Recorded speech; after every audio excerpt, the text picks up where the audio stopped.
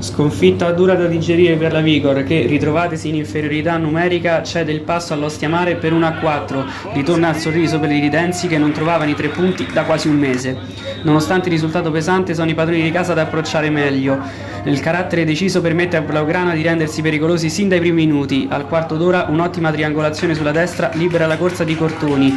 Arrivato nei pressi dell'area, il 7 sterza lasciando sul posto l'avversario, poi cerca la porta con un pallone che diventa un tiro. Sulla palla respinta da Romeo la difesa rimane immobile, Franzi allora ne approfitta e richiama in causa di nuovo il portiere Lidense che risponde presente. Poco più avanti c'è ancora la Vigor, Frisoni apre il gioco su Fondi che non controlla al meglio, l'11 però si rifà con una serie di dribbling che confondono gli avversari, doppio passo, altro difensore saltato e poi conclusione. La stupenda azione si conclude sul fondo. L'Ostiamare torna a tremare alla mezz'ora, il lancio in profondità di Fondi mette in moto le gambe di Franzi, incontenibile.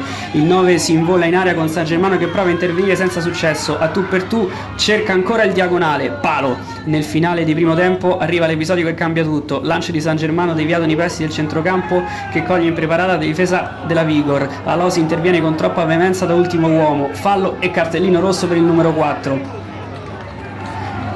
Piove sul bagnato per la Vigor che sulla stessa punizione va sotto anche nel punteggio. Conclusione fortissima di Nebbia che piega le mani a calcaterra, palla in fondo al sacco e 0-1.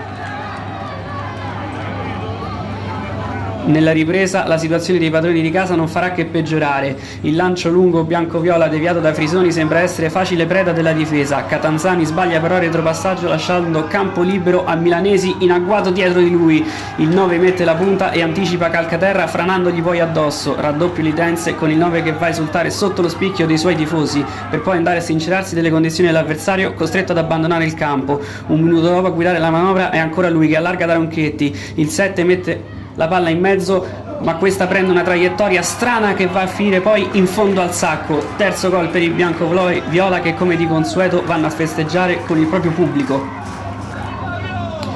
Ma la gara è tutt'altro che finita. Da un angolo a favore della Vigor parte il contropiede ospite. Ronchetti vince il contrasto aereo e si apre la possibilità di involarsi.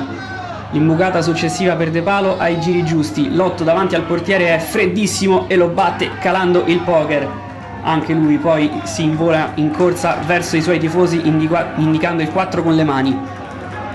Nel finale la Vigor trova la forza di reagire, partendo dalla sinistra la palla arriva a Benigno che riesce a liberarsi e a beffare Romeo con una conclusione sotto le gambe.